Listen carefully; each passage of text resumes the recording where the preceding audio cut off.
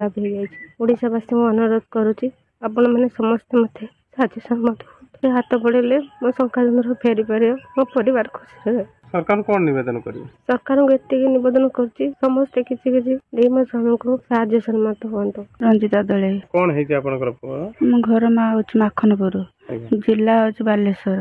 ପୁଅର କଣ ହେଇଛି କୁହନ୍ତୁ? ପୁଅର ସାରା କିଡନୀ ଫେଲ ହେଇଛି। କେମିତି ଜାଣିଲେ?